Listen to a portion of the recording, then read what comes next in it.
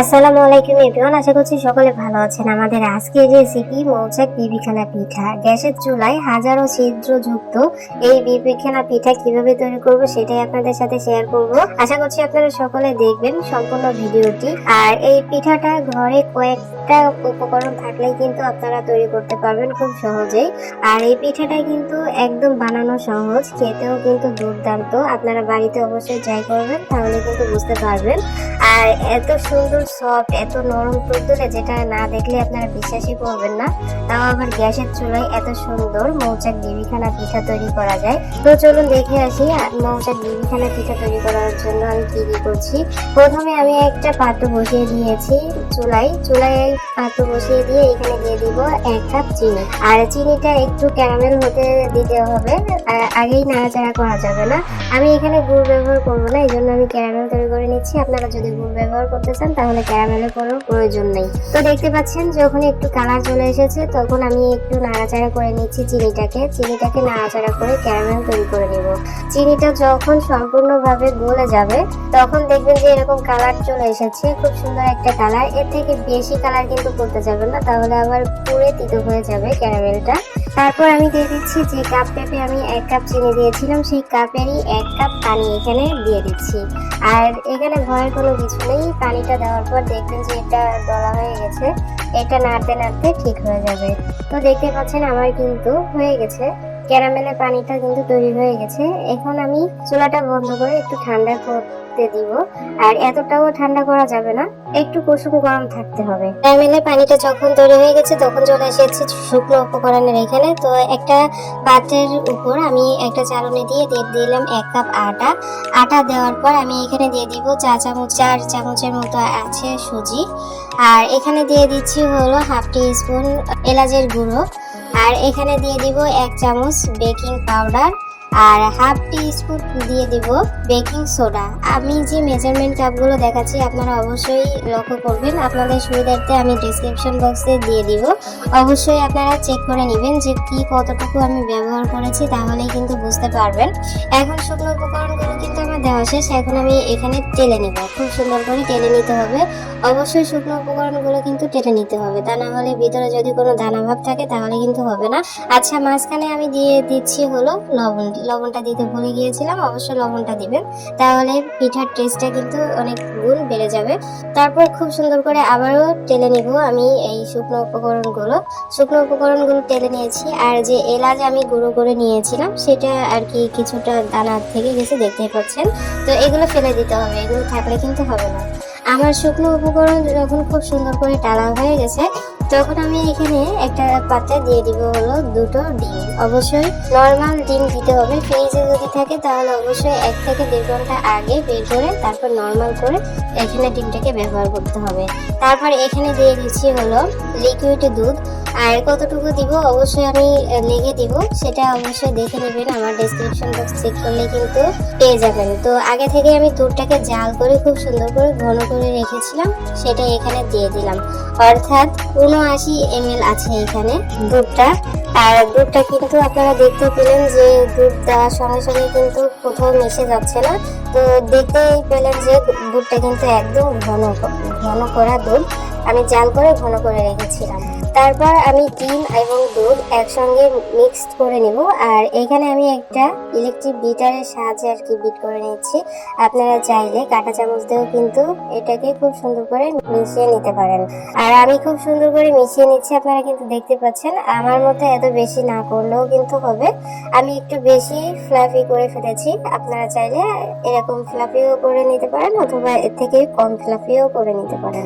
ডিম এবং দুধের মিশ্রণটা যখন আমার তৈরি করা হয়ে গেছে তখন এখানে দিয়ে দিব আগে থেকে যে শুকনো উপকরণগুলো আমি টেলে রেখেছিলাম, সেই শুকনো উপকরণগুলো এখানে অল্প অল্প করে দিব আর আস্তে আস্তে করে মিক্স করে নিতে হবে।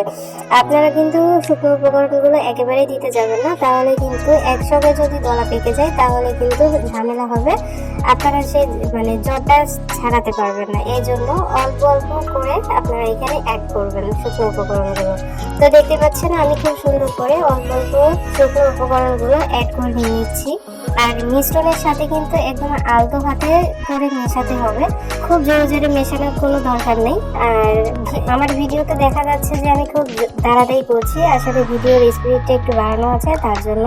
তো দেখতে পাবেন আমি 3 বারে এখানে শুকনো উপকরণগুলো দিয়ে দিলাম। শুকনো উপকরণ দেওয়ার পর একদম লাস্ট পর্যায়ে দেখা যাচ্ছে যে মিশ্রণটা একদম ঘন হয়ে এসেছে, একদম শুকনো শুকনো হয়ে যাচ্ছে। তখন এখানে দিয়ে দিতে হবে আগে থেকে যে ক্যারামেলটা আমি ক্যারামেলের পানিটা তৈরি করে রেখেছিলাম, সেটা এখানে দিয়ে দিতে হবে। তো আমি সম্পূর্ণ দিব না, আগে হাফ দিলাম। হাফ দেওয়ার পর আমি মিশ্রণটাকে একটু মিশিয়ে নিব। তারপর আমি আবারও মিশ্রণ সেই ক্যারামেলের পানিটুকু দিয়ে আবারও মিশ্রণটি করে নেব। তো এখানে সম্পূর্ণ কিন্তু মেপে ঝুঁকে নেওয়া, তো এখানে কোনো কিছু বাদ দেওয়ার মতো বা বাকি রাখার মতো কিন্তু কোনো কিছু নাই। তো যা যা উপকরণ আমি দিয়েছি, যতটুকু দিয়েছি সম্পূর্ণটাই কিন্তু দিতে হবে। আমি আবারও বলছি, আপনারা সবাই আমার ডেসক্রিপশন বক্স চেক করে নেবেন। আমি আপনাদের সুবিধার্থে ডেসক্রিপশন বক্সে দিয়ে রাখবো যে আমি কতটুকু কি ব্যবহার করেছি। তো দেখতে পারলেন যে আমি খুব সুন্দর করে এটাকে মিক্স করে নিয়েছি ক্যারামেলের পানি দিয়ে। মিশ্রণটা যখন হয়ে গেছে, তারপর এখানে দিয়ে দিব হলো 79 ml রান্নার সয়াবিন তেল। অবশ্যই সয়াবিন তেল দিতে হবে, আর তেলটা মেশাতে একটু কষ্ট হবে, তবে আপনাদের কিছু করার নেই, একটু মিশিয়ে নিতে হবে, তা না হলে কিন্তু পিঠাটা সুন্দর হবে না। একটু সময় নিয়ে আপনারা খুব সুন্দর করে মিশিয়ে নেবেন, তাহলে দেখবেন যে পিঠার জন্য যে মিশ্রণটা প্রয়োজন সেটা একদম পারফেক্ট ভাবে তৈরি হয়ে গেছে।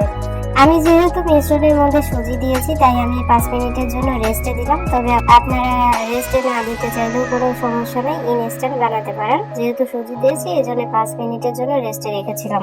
5 মিনিট পরে আমি আবারও একটু মিশিয়ে নিচ্ছি। মেশানোর পর যে বাটিতে আমি বিবিখানা পিঠাটা তৈরি করবো, সেই বাটির মধ্যে আগে থেকে একটা কাগজ বিছিয়ে তারপরে এখানে কিছুটা সয়াবিন তেল দিয়ে আমি ব্রাশ করে রেখেছিলাম।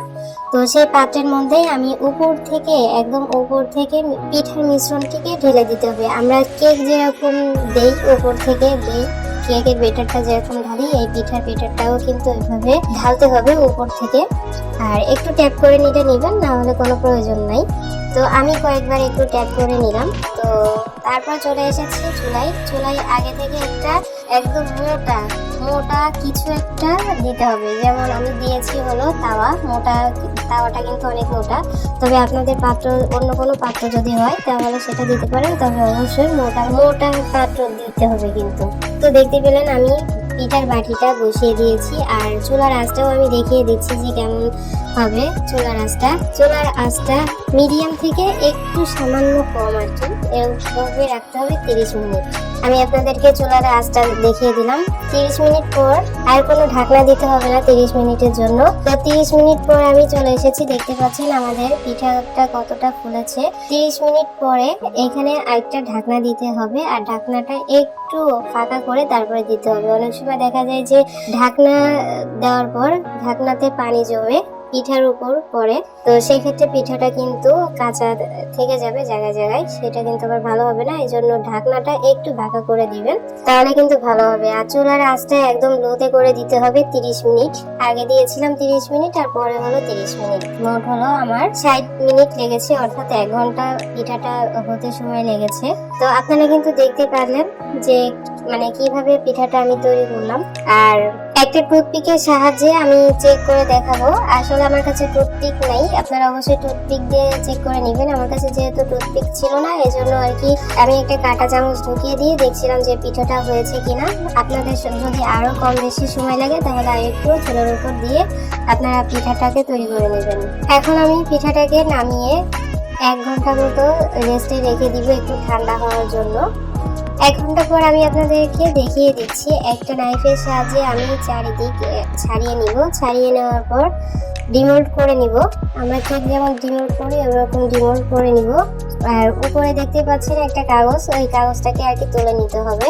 তো আমি কাগজটাকে তুলে নিচ্ছি, আর জায়গায় দেখা যাচ্ছে একটু পোড়া লেগে গেছে, তবে এটা ভয়ের কিছু নেই। এই পোড়াটা আসলে তিতো লাগে না খেতে। আর আপনাদের যদি সন্দেহ হয় তাহলে আপনারা ছুরি দিয়ে একটু কেটে ফেলতে পারেন, তবে এটাতে কোনো সমস্যা নেই। যতটুকু পড়েছে এটাতে কোনো সমস্যা নেই। তো যাই হোক, আমি একটু ছুরি দিয়ে কেটে কেটে নিলাম কালো কালো জায়গায় যে পুড়ে গেছে।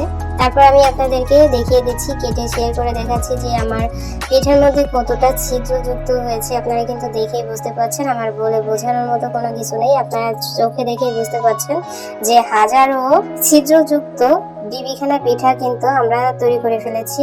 আর গ্যাসের চুলায় যে এত সুন্দর বিবিখানা পিঠা তৈরি হয়, যেটা অবিশ্বাস্য একটা ব্যাপার। আপনারা অবশ্যই ট্রাই করবেন বাড়িতে। আমি যা যা দিয়েছি তাই তাই অবশ্যই দিবেন। কতটা সফট, কতটা নরম তুলতুলে আপনারা কিন্তু দেখেই বুঝতে পারছেন। যে কাউকে খাওয়ালে কিন্তু মানে সে কিন্তু আপনার পুরো ফিদা হয়ে যাবে, যেটা বলে বোঝানোর মতো কিছু নেই। আশা করছি আপনাদের সকলের কাছে আমার আজকের মৌচাক বিবিখানা পিঠা ভালো লেগেছে। ভালো লাগলে অবশ্যই আমার চ্যানেলটিকে সাবস্ক্রাইব করে রাখবেন এবং বন্ধুদের মাঝে শেয়ার করে দিবেন, লাইক কমেন্টস করে যাবেন।